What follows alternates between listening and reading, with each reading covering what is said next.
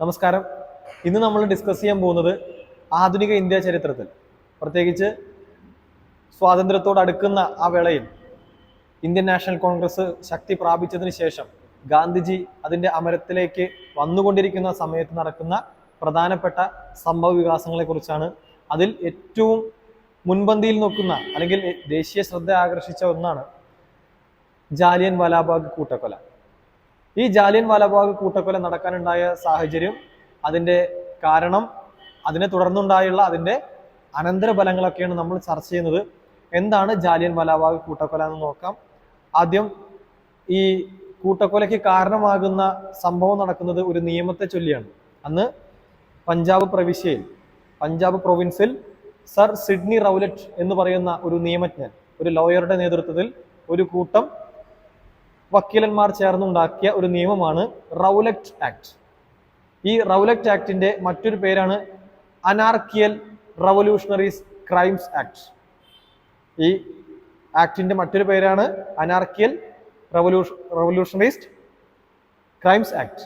എന്ന് പറഞ്ഞു കഴിഞ്ഞാൽ അനാർക്കി എന്ന് പറഞ്ഞു കഴിഞ്ഞാൽ അരാജകത്വം, റവല്യൂഷണറി ആക്ടിവിറ്റീസ് എന്ന് പറഞ്ഞു കഴിഞ്ഞാൽ വിപ്ലവ പ്രവർത്തനങ്ങൾ.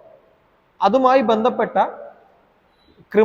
ക്രൈമുകളെ, കുറ്റങ്ങളെ ഇല്ലായ്മ ചെയ്യുക, അല്ലെങ്കിൽ അത് കണ്ടുകെട്ടുക എന്നതാണ് റൗലറ്റ് ആക്ടിന്റെ പ്രധാനപ്പെട്ട ലക്ഷ്യം. ഈ റൗലറ്റ് ആക്ടിന്റെ പ്രധാനപ്പെട്ട തീരുമാനങ്ങൾ എന്ന് പറഞ്ഞു കഴിഞ്ഞാൽ, വിചാരണ കൂടാതെ ആരെയും തടവിൽ വെക്കാം, വാറന്റ് ഇല്ലാതെ ആരെയും അറസ്റ്റ് ചെയ്യാം, രഹസ്യമായി വിചാരണ ചെയ്യാം. അങ്ങനെയുള്ള എവിടെയും കേൾവിയില്ലാത്ത വിചിത്രമായിട്ടുള്ള ഒരു നിയമമായിരുന്നു റൗലറ്റ് ആക്ട്. ഇതൊരു കരി നിയമമായിട്ട്, ഒരു ബ്ലാക്ക് ലോ ആയിട്ട് അന്നത്തെ ഇന്ത്യയിലെ നിയമജ്ഞർ വാദിച്ചിരുന്നു. പ്രത്യേകിച്ച് മോത്തിലാൽ നെഹ്റുവിനെ പോലെ, CR ദാസിനെ പോലെയുള്ള, ബദറുദ്ദീൻ തയ്യാബ്ജിയെ പോലെയുള്ള ഇന്ത്യയിലെ പ്രമുഖരായിട്ടുള്ള നിയമജ്ഞർ ഈ കരി നിയമത്തെ നഖശികാന്തം എതിർക്കാനുണ്ടായത്. അങ്ങനെ ഈ നിയമം കൊണ്ടുവരുന്നത് 1919 March 18 sir Sydney Rowlatt act കൊണ്ടുവരുന്നത് 1919 മാർച്ച് 18 ഈ നിയമത്തിനെതിരെ ശക്തിയുക്തം എതിർത്തുകൊണ്ട് ഗാന്ധിജി മുന്നോട്ട് വരുന്നു. അങ്ങനെ 1919 ഏപ്രിൽ 6 ഇന്ത്യ ഒട്ടാകെ ആന്റി റൗലറ്റ് ഡേ അഥവാ റൗലറ്റ് വിരുദ്ധ ദിനമായിട്ട് ആചരിക്കാൻ വേണ്ടിയിട്ട് ഗാന്ധിജി ആഹ്വാനം നൽകുന്നു. ഗാന്ധിജി തന്റെ സത്യാഗ്രഹം ആരംഭിക്കുന്നു.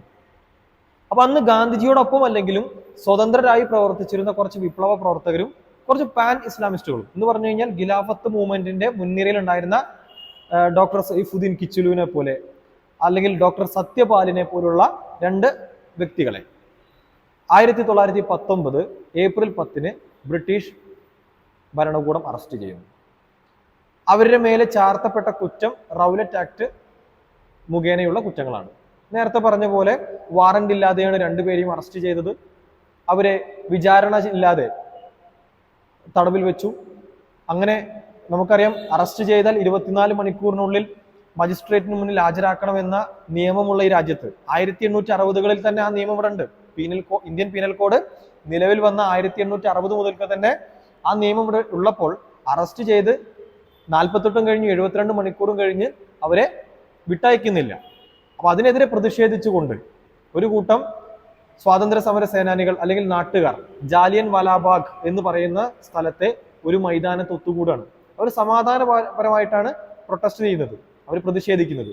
അവിടെ അവര് സ്വാതന്ത്ര്യ ഗീതങ്ങളും അല്ലെങ്കിൽ ബ്രിട്ടീഷ് സേനയ്ക്കെതിരെയുള്ള മുദ്രാവാക്യങ്ങളൊക്കെ വിളിക്കുന്നുണ്ട് എന്നല്ലാതെ അവർ സായുധരായിരുന്നില്ല. വളരെ സമാധാനപരമായി നടത്തിയ ഒരു പ്രക്ഷോഭം. ഈ ജാലിയൻ വാലാബാഗ് മൈതാനം എന്ന് പറയുമ്പോൾ 3 ഭാഗവും ഒരു വലിയ മതിലിനാൽ ചുറ്റപ്പെട്ട, കേവലം ഒരു 2 ആൾക്ക് മാത്രം ഒരുമിച്ച് നടന്നു നീങ്ങാൻ കഴിയുന്ന ചെറിയൊരു വാതിൽ മാത്രമുള്ള ആ കവാടത്തിലേക്ക് അന്നത്തെ പഞ്ചാബ് ഗവർണർ ആയിരുന്ന മൈക്കിൾ ഒ ഡയർ, പേര് മറക്കരുത്, അന്നത്തെ പഞ്ചാബിലെ ഗവർണർ ആയിരുന്ന മൈക്കിൾ ഒ ഡയറിന്റെ നിർദ്ദേശാനുസരണം അന്നത്തെ അവിടുത്തെ സൈനിക തലവനായിരുന്ന റെജിനാൾഡ് ഒ ഡയർ, രണ്ടും ഡയറാണ്, ഉത്തരവ് നൽകിയ ഗവർണറുടെ പേര് മൈക്കിൾ ഒ ഡയർ എന്നാണ്. അന്ന് വെടിവെച്ച സൈനിക ഉദ്യോഗസ്ഥന്റെ പേര് റെജിനാൾഡ് ഒ ഡയർ എന്നാണ്. ഈ റെജിനാൾഡ് ഒ ഡയർ തന്റെ സഹ മിലിറ്റൻസിനൊപ്പം കയറി ചെല്ലുകയും ഈ സമാധാനപരമായി സമരം നയിച്ച ഈ സ്വാതന്ത്ര്യ സമര സേനാനികൾക്ക് നേരെ തുരുതുരാ വെടിയുതിർക്കുകയാണ് ചെയ്തത്. ഒരുപാട് പേർ അതിൽ കൊല്ലപ്പെട്ടു. കൊല്ലപ്പെട്ടു എന്ന് മാത്രമല്ല, പരസ്പരം അന്യോന്യം രക്ഷപ്പെടാൻ വേണ്ടി കേവലം ഈ ചെറിയ ഒരു വാതിലിലൂടെ രക്ഷപ്പെടാൻ വേണ്ടി പരസ്പരം അവർ തന്നെ ആക്രമിക്കുകയും അല്ലെങ്കിൽ പരസ്പരം മാന്തി പൊളിച്ച് അങ്ങനെ മൃഗീയമായിട്ടുള്ള ഒരു കൊലപാതകത്തിലേക്ക് ആ കൂട്ടക്കൊല എത്തിച്ചേർന്നു, അല്ലെങ്കിൽ ആ വെടിവെപ്പ് എത്തിച്ചേർന്നു. അങ്ങനെയാണ് ജാലിയൻ വാലാബാഗ് സംഭവം നടക്കുന്നത്. 1919 ഏപ്രിൽ 13 ജാലിയൻ വാലാബാഗ് സംഭവം നടക്കുന്നത്. ഇതിൽ പ്രതിഷേധിച്ചുകൊണ്ട് ഗാന്ധിജി തനിക്ക് ബ്രിട്ടീഷ് ഗവൺമെന്റ് നൽകിയിട്ടുള്ള കൈസർ ഇ ഹിന്ദ് എന്നൊരു പദവി, അന്നത്തെ കാലത്ത് ബ്രിട്ടീഷ് ഗവൺമെന്റ് ഇന്ത്യയിലെ പല നേതാക്കൾക്കും ഓരോ പദവികൾ നൽകിയിരുന്നു. അന്ന് ഗാന്ധിജിക്ക് കൊടുത്ത പദവിയായിരുന്നു കൈസർ ഇ ഹിന്ദ്. ആ പദവി തിരിച്ചു നൽകി. മാത്രമല്ല, ബ്രിട്ടനിലെ ഒരു സർവകലാശാല അന്നത്തെ നമ്മുടെ രവീന്ദ്രനാഥ ടാഗോറിന് നൽകിയ സർ പദവി, സർ, ഇപ്പോ ഐസക് ന്യൂട്ടനൊക്കെ സർ പദവി കൊടുത്ത ബ്രിട്ടനിലെ ഒരു സർവകലാശാല ഇദ്ദേഹത്തിനും സർ പദവി കൊടുത്തിരുന്നു. ഈ സർ പദവിയും തിരിച്ചു നൽകി. 1897 അമരാവതി കോൺഗ്രസ് സമ്മേളനത്തിലെ കോൺഗ്രസിന്റെ അധ്യക്ഷനായിരുന്ന മലയാളി കൂടിയായ സി ശങ്കരൻ നായർ അന്നത്തെ വൈസ്രോയിയുടെ എക്സിക്യൂട്ടീവ് കൗൺസിലിൽ നിന്ന് രാജിവെക്കുകയും ചെയ്തു. ഇതാണ് പ്രധാനപ്പെട്ട 3 സംഭവവികാസങ്ങൾ ഇതിന് ശേഷം. എന്നാൽ ഇതിനെ തുടർന്ന് ബ്രിട്ടനിലെ പ്രധാനമന്ത്രിയായിരുന്ന ഡേവിഡ് കാമറൂൺ ഇതിനെ വളരെ പൈശാചികമായ ഒരു കുറ്റകൃത്യമെന്ന് അപലപിക്കുകയും ഇത് ഒരിക്കലും നടക്കാൻ പാടില്ലാത്ത ഒന്നായിരുന്നു എന്ന് പറഞ്ഞുകൊണ്ട് അതിനെ വളരെ വിലപ്പെട്ട രീതിയിൽ തന്നെ അപലപിച്ചിട്ടുണ്ട്. ഗാന്ധിജി പറഞ്ഞ ഒരു പ്രധാനപ്പെട്ട ഒരു സംഭവമാണ് നമ്മൾ ഓർക്കേണ്ടത്. പ്ലാസി യുദ്ധം, 1757 നടന്ന പ്ലാസി യുദ്ധം ബ്രിട്ടീഷ് ഭരണത്തിന് അടിത്തറ ഏകിയെങ്കിൽ ജാലിയൻ വാലാബാഗ് അതിന്റെ അടിത്തറ ഇളക്കി എന്നാണ് പറയുന്നത്. കാരണം എന്താണോ അതുവരെ ധീരദേശാഭിമാനികളായിട്ടുള്ള യുവാക്കളിൽ ഉണ്ടായത്, അതിൽ നിന്നും കുറച്ചും കൂടി തീവ്രമായിട്ടാണ് പിന്നീട് അവർ പെരുമാറിയത്.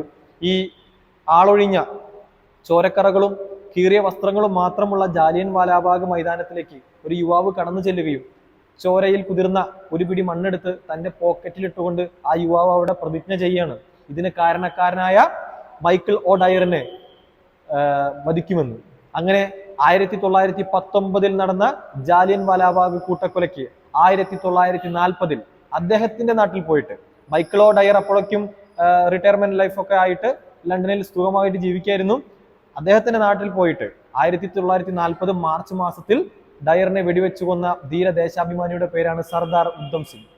അപ്പോ പിന്നീടാണ് 1931 കാലഘട്ടങ്ങളിലാണ് നമുക്കറിയാം ഭഗത് സിംഗിനെ പോലെ, രാജ്ഗുരുവിനെ പോലെ, സുഖദേവിനെ പോലെ, ചന്ദ്രശേഖർ ആസാദിനെ പോലെ, രാംപ്രസാദ് ബിസ്മിലിനെ പോലുള്ള വിപ്ലവകാരികൾ ഉയർത്തെഴുന്നേൽക്കുന്നത്. എന്നാൽ അതിനു മുമ്പ് തന്നെ സർദാർ ഉദ്ധം സിംഗ് ഇത്തരം വിപ്ലവ പ്രവർത്തനങ്ങൾക്കുള്ള ഊർജം യുവാക്കളിൽ നിറച്ചിരുന്നു. ഇതുമായി ബന്ധപ്പെട്ട് മത്സര പരീക്ഷകളിൽ സ്ഥിരമായി ചോദിക്കുന്ന കുറച്ച് ചോദ്യങ്ങൾ നമുക്കൊന്ന് പരിചയപ്പെടാം.